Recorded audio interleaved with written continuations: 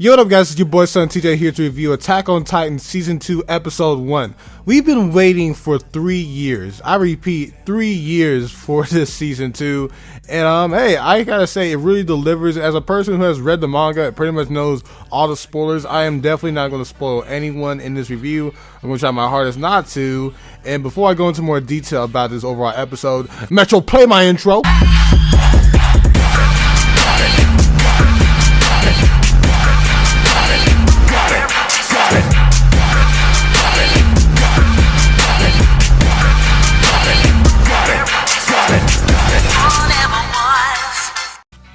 So this is episode 26, but I guess if you want to put a seasonal, this is episode 1 of season 2. And I've been waiting for a long time for this, man. And just to see that, like, what sells the anime mostly for me, because it's been like 3 years since we haven't gotten an episode since 25.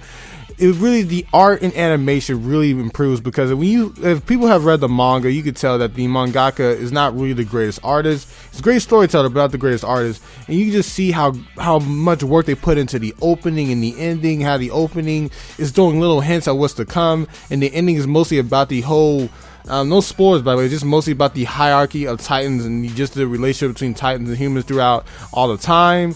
And let me just give over a summary of this episode, because it continues off with episode 25 left. A little bit of summary what happened in episode 25, the battle between Annie and Eren, and how Eren beat her, and Annie crystallized herself so she could protect herself. That's so she had to, speak on the Titan secrets.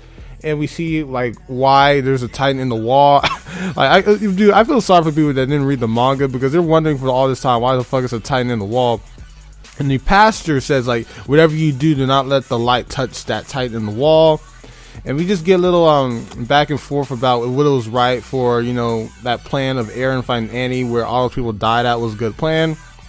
Then we see that Hanj is trying to, pretty much try to get this priest to tell him like what's really going on.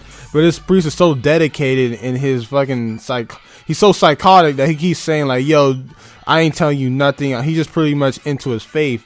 And Hanj pretty much just doesn't kill him, but she's about to throw him off a wall. So yeah, it was a really epic scene. But the main thing I've been noticing throughout this entire episode, I'm gonna go back to the summary in a minute, but you can tell that it's different than it was before, because they're using more 3D models than they ever did in the original season. I think that's how anime is done now a lot in Japan right now. Is that like if you have a high budget, you're going to get 3D models. I noticed that a lot throughout this entire episode. But back on topic here, and we go back to 12 hours before what's going on currently, and we get to see a bunch of old characters that we haven't seen in a while. We get to see the potato girl. We get to see the muscle guy, the tallest dude there. We get to see Connor. I think that's his name, Connor. We just pretty much get to see a lot of the main cast of this series so far.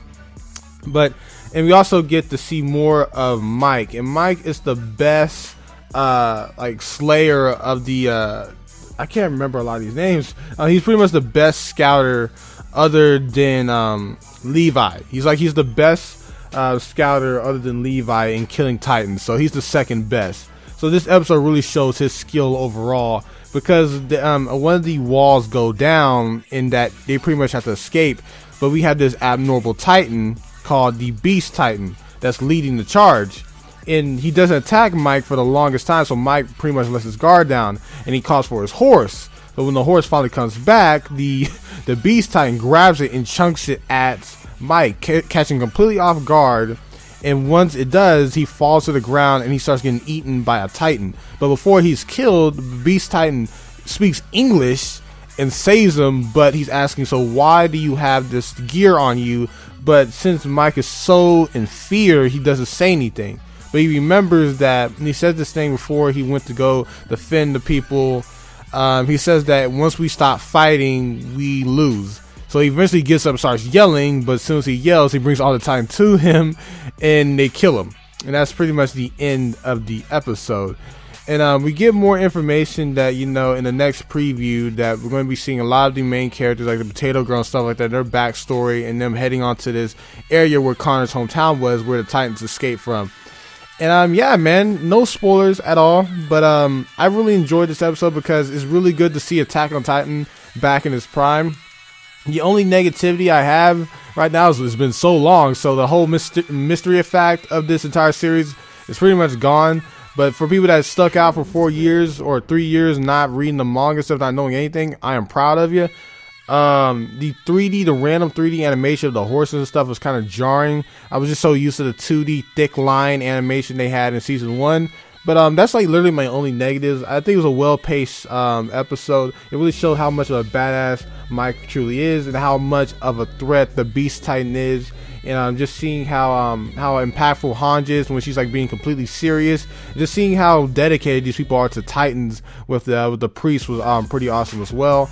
So yeah, pretty simple episode. I can't wait to see the next episode. And hey, Attack on Titans finally came back, and it was on April Fool's Day. It finally did. So yeah, let me know what you guys think about this episode, and I should be reviewing the rest of the seasons coming up. I'm sorry that I had a hard time talking today. I bit my tongue really hard, so it's hard to talk that well.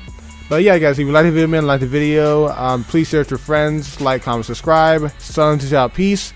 Love you all.